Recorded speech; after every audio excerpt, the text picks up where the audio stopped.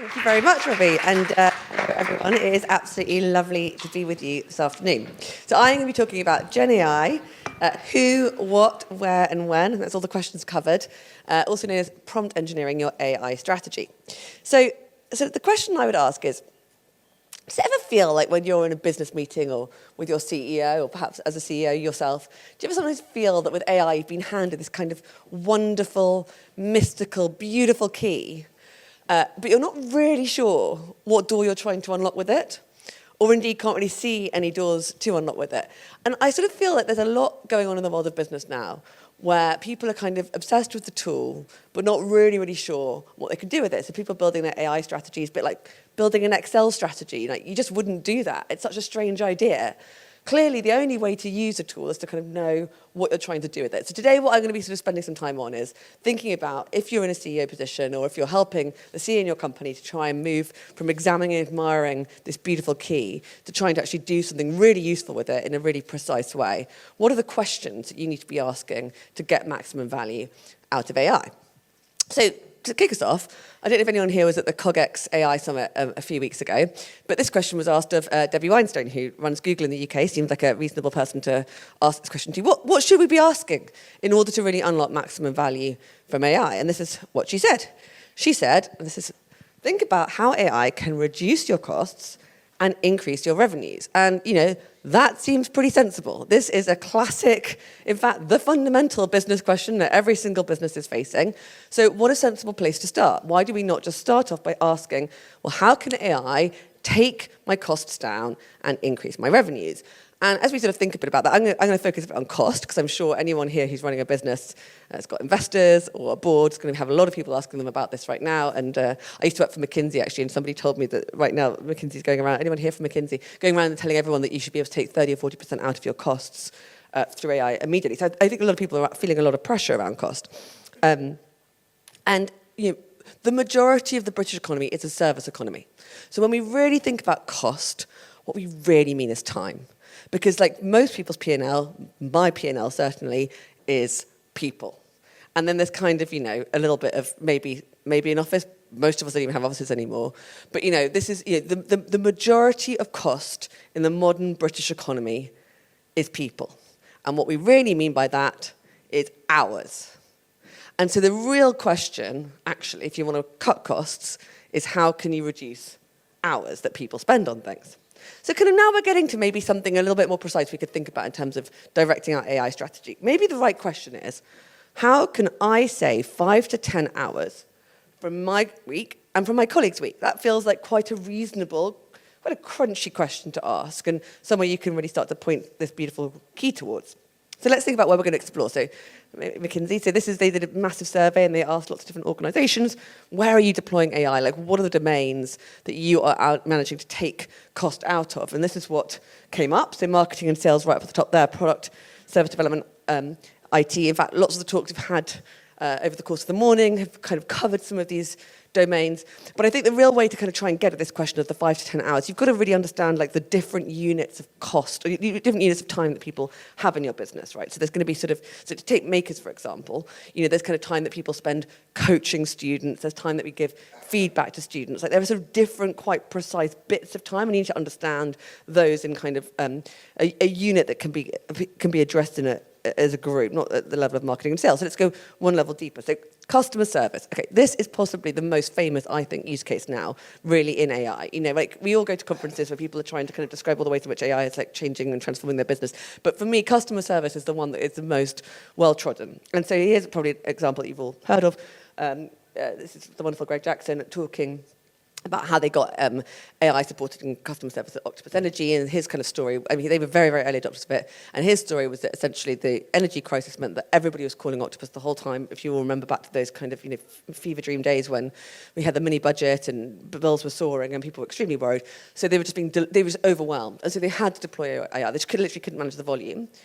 But what they found out, and what was interesting, was not that AI helped reduce the time it took to serve clients, which of course it did, but the satisfaction difference. And again, this is now kind of old news, but the satisfaction is much higher for AI than it is, or AI tuned by humans than it was for human-answered questions. And when Greg came and talked about this at our office, and he explained why this was, and he said that what happens with an energy company, and when something goes wrong with your bill, when someone phones up, typically what has happened is that sometime in the last 6 to 12 months, you've been billed wrongly.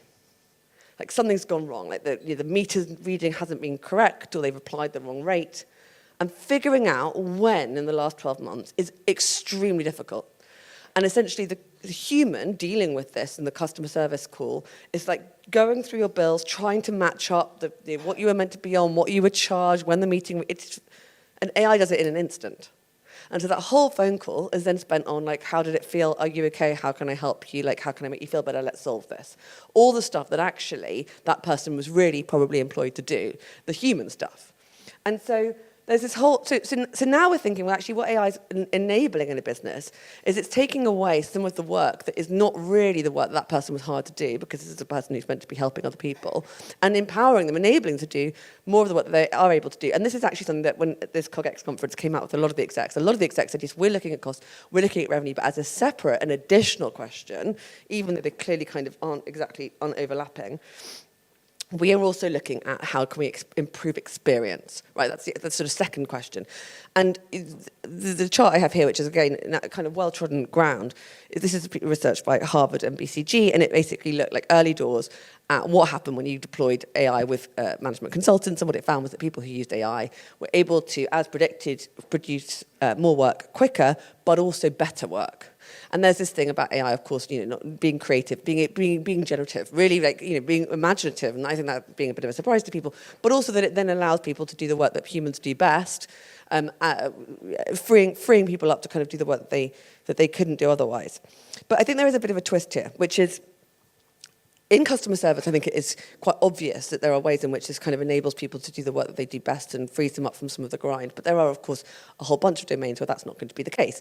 And writing fast didn't matter in the typewriter age. All those people who had really mastered the quill and then had to sort of learn how to use a typewriter, that doesn't necessarily feel good. And there are a lot of people who love writing longhand, who now, writing longhand is a complete waste of time, you should be prompting.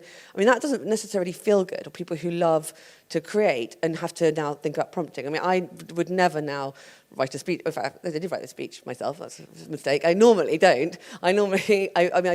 Most things I would ever write, I would never do it myself. I get AI to do it, put a couple of prompts in, and then, I go and share that. But I did used to quite like writing speeches, and that would now consider that like bad use of investor resources. So, but how does that feel for people? So all these people who've got all these like skills that they've built, that they feel really kind of they've invested in, they're now having to kind of unlearn. But more than that, like, what does everyone's day look like? And I think this is something that's just not really kind of thought about enough. People get up and go to work, and they stay at home and go to work. And at 9 a.m. they're used to doing something, and they've been doing it for a long time. But now they're going to do something different at 9 a.m. And at 9:30 it's going to be something different, and at 10. And that is across the whole economy. Millions of people's days are going to be different. They're going to be doing different activities. And, for those of us, you who work in tech, that is totally par for the course, right? You expect that 5 years after you start work, you're going to be doing completely different work. The world of tech moves on. But I'm telling you that in most professions, that is very weird. People do not train to become lawyers and expect that the whole structure of their day and the tasks that they're doing are going to change within a few years. It's just not what they're expecting, what they're acclimatized to.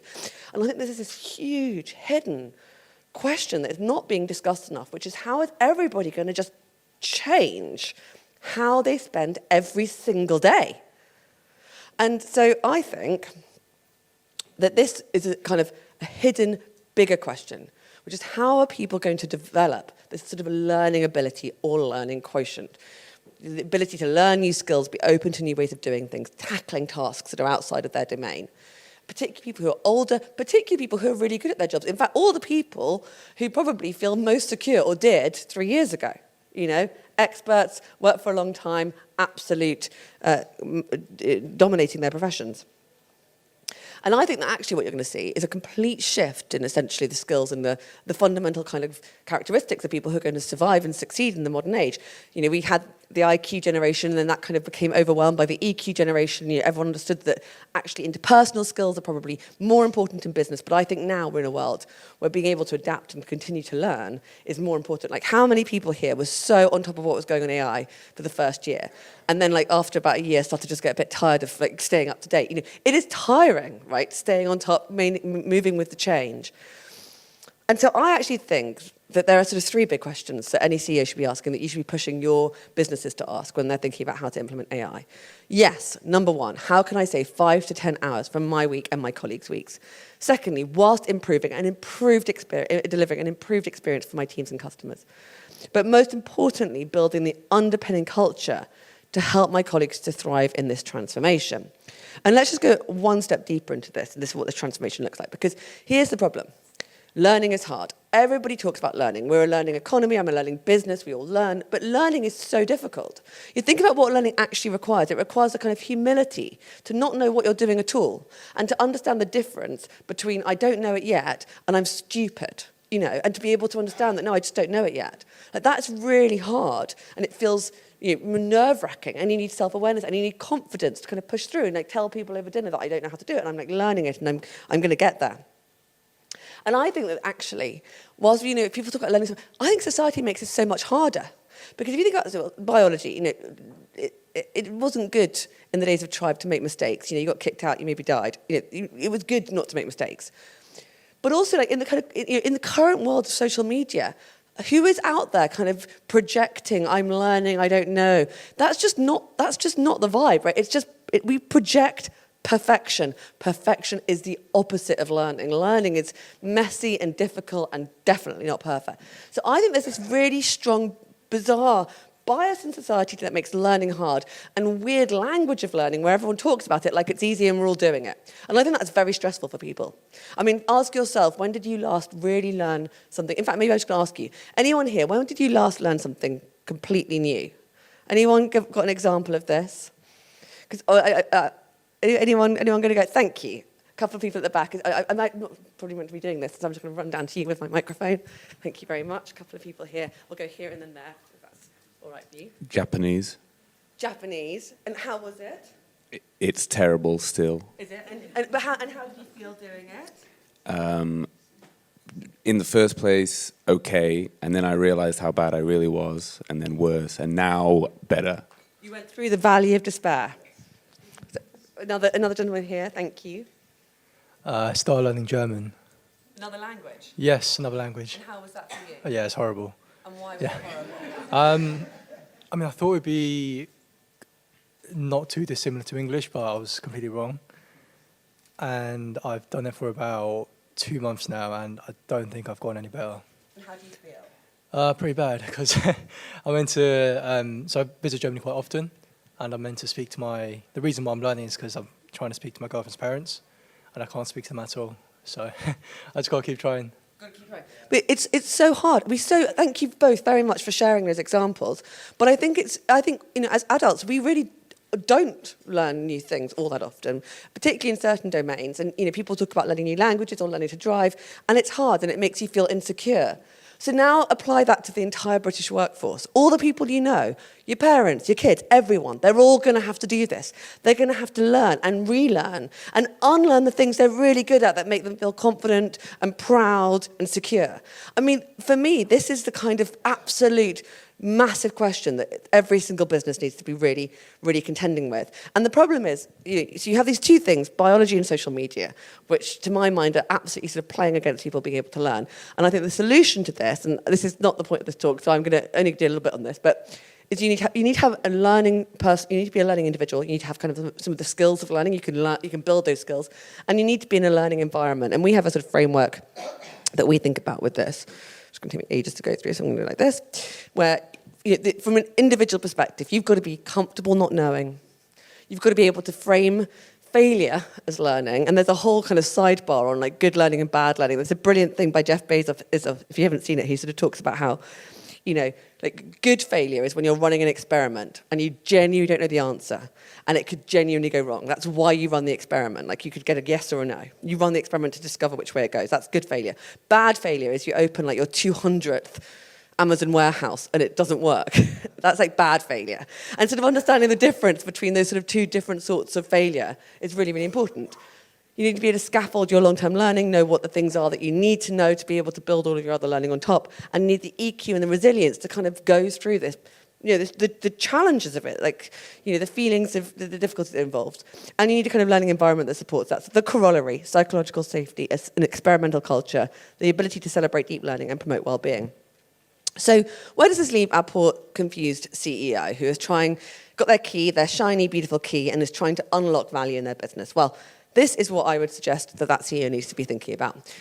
Strategy, experience, and finally this cultural point. And I would build this one out to say building the underpinning culture to help colleagues thrive with LQ at its heart, which includes building a learning environment of psychological safety where people can go through what is going to be a very emotional journey for most of the people that we know as the world starts to accelerate in terms of the pace of change. So just very brief, and then you unlock the AI revolution. Very briefly, who am I? Why am I talking to you about this? So this is who I am. I'm Claudia. I run Makers. We provide tech talent and training. So for years, what we did was that we helped career switchers to find new careers in tech, and we retrained them into tech, like 16 weeks, and then we deployed them into companies like Deloitte and the government and Financial Times and Google and all sorts. And we'll come back to that, and then we upskill them. So that's our thing, and I'll just bring it to life a little bit. So these are some examples. So Alice, for example, ran a store. She ran a flower shop. She's now a senior software developer at the Financial Times. She retrained through Makers maybe 6 years ago. She's incredibly successful. Kate Morris, previously a kitchen designer, now an outcome manager in Deloitte. She'd done that for 20 years. She had 4 kids. Imtiaz, who was a science teacher. I tell you, a lot of teachers coming to Makers, which is a whole different, terrifying thing, and is now a tech lead at Global Relay. So that's what we do. So why am I talking to you about all of this? Well, I'm very proud of Makers. We, I think, do an amazing job. We're kind of the leaders in this space. We really know how to reskill people. 96% of our Makers say that we transform their lives for the better. We get huge numbers of merits and distinctions. We do apprenticeships as part of this. And we get the kind of the best achievement rate in the country, which means more people complete their apprenticeship with us than anyone else. So we're very proud. But sometimes we sort of think, well, what is it that we've done that's given us these good results? Like, what are we actually really good at? Is it that we find really good people? Is it that we train them really well on tech? We've actually concluded that no, what we're actually really good at is LQ, teaching people to learn. Because what we've realized is that what happens is that people finish the 16-week bootcamp with us and they join an employer, and then what's actually valuable about them is that they keep learning.